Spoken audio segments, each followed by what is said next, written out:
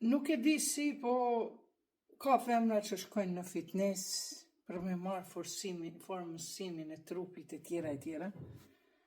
Po që ato ushtrimet që i bëjnë në për fitnesse, më besoni, e i mundeni mi bo edhe duke pastru kuzhinën, sidomos ato që e kanë shtëpinë e madhe, unë gëzohëm kur e shoh një gjësend të vajzës ose të djalit, edhe e marrë nga kuzhina, i dërgoj vetëm një nga një, vetëm me mund, me vrapu, me punu.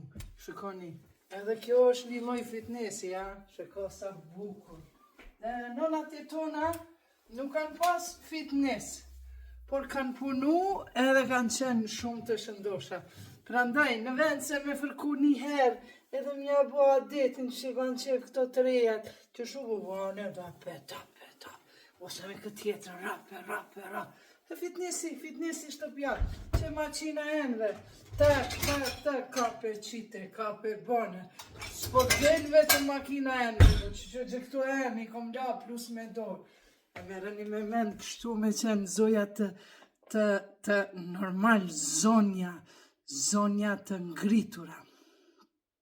Prandaj paramendoni me qenë të gjitha gratë shqiptare, që janë shumica, që nuk shkojnë fitness, po fitnessin e bëjnë të shtëpia.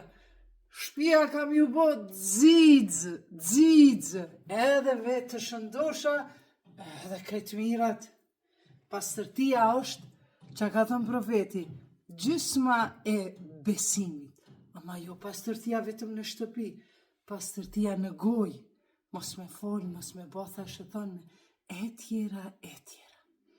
Pastërtia dhe në vesh besa, mos dëgjoq ka mos.